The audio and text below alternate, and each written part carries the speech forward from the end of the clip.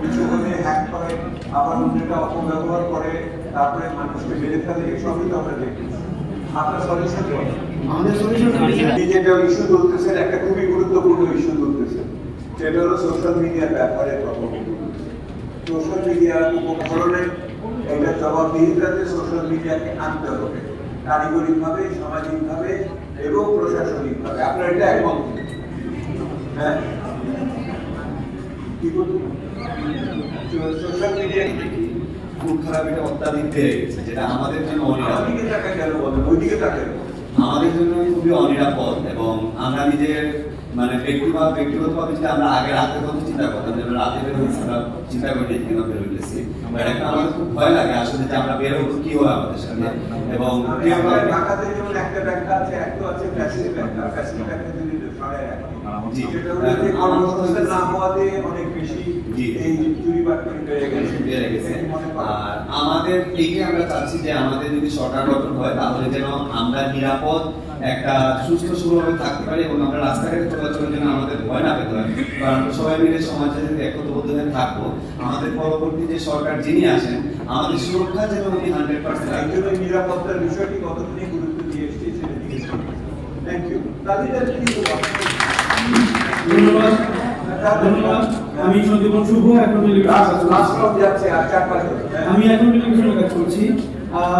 এখানে যে বিষয়টি হয়েছে ডক্টর ফিল্ডে দেখলাম আমরা প্রথম থেকে খুব মনোযোগ দিয়ে disaster and দুর্যোগ হচ্ছে, and we should be very aware of this kind of stuff. আমাদের সিলেট বা সুনামগঞ্জ যদি বলেন বা অন্যান্য ডিস্ট্রিক্টে বলেন, আমাদের ফ্ল্যাশ ফ্লাডস নির্বাচন সরকারের কাছে একটাই দাবি থাকবে, যাতে বাংলাদেশের সব যারা মার্জিনালাইজ ফার্মার বলেন, যারা হচ্ছে অনবরত যারা কাজ করতেছে, তাদেরকে নতুন ভোকেশনাল ট্রেনিং এর মাধ্যমে তাদেরকে ন্যাচারাল মাধ্যমে বা জাস্ট তারা এনশিওর করতে পারে। হোয়াট কাইন্ড অফ লাইক আমার দাবি। Thank you. মানুষ পিছিয়ে লাগে, আমাদেরকে অনেক সময় অনেক রকমের করে।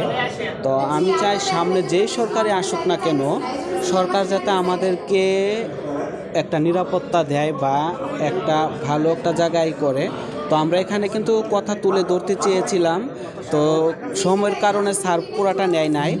আমার কথা হলো, আমাদের যে ভোটার অধিকার আছে, আমরা ভোট দিচ্ছি, আমাদের মধ্যে থেকেও যারা পড়াশোনা আছে, যারা জানে, তাদেরকে সংসদে নেওয়া হোক। সংসদে না নিলে আমাদের ভয়েস কেউ ধরতে পারবে না, কারণ আমি হিজড়া, আমারটা আমাকেই বলতে হবে। একটা মেয়ে মানুষেরটা মেয়ে মানুষ বলে, একটা ছেলেটা ছেলে বলে। কিন্তু আমি চাই আমাদের একজনকে হলেও সংসদ নেক, আমরা সংসদে গিয়ে যাতে আমাদের আইন আমরা ফাঁস করতে পারি। আমরা কাজ করতে চাই, আমরা আমাদেরকে কর্মসংস্থান দেখ, বাসস্থান দেখ, আমরা কর্ম করে খেতে চাই। আমরা রাস্তায় হাত পাততে চাই না, আমরা কর্মস্থান চাই। ভোটটা আর কি মানে নিশ্চিত কিনা যে আমরা নির্বাচনটা হবে, আমরা ভোট দিব, এটা নিয়েও দেখা গেছে যে নির্বাচনী কর্মী যারা আছে তাদের কথা মতো বোঝা গেছে যে তারা নিজেরাই শঙ্কায় আছে আসলে নির্বাচনটা হবে কিনা।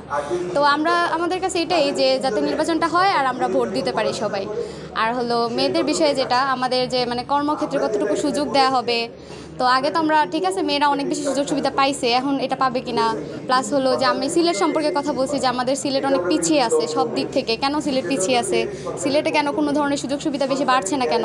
এই যে কিছুদিন আগে আমরা দেখলাম রাস্তায় যে একটা দুর্যোগের মানে অবস্থাটা কি হয়েছে, আমাদের সিলেটের যে অবস্থাটা মেইন ওইটা কেন তুলে ধরা হয় না? সিলেটে কেন ভালো একটা চ্যানেল নেই, টিভি চ্যানেল কেন নাই? সিলেটে কেন কোনো যুদ্ধে মানে এই যে 24 সালে জুলাই মাসে যে এটা হইলো, তখনও কোনো নিউজ চ্যানেল সিলেটে এসে নিউজ করতেছিল না।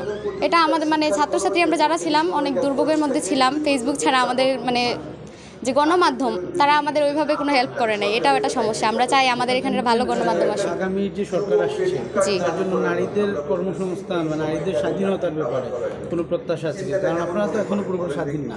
না, এখনো পুরোপুরি স্বাধীন না।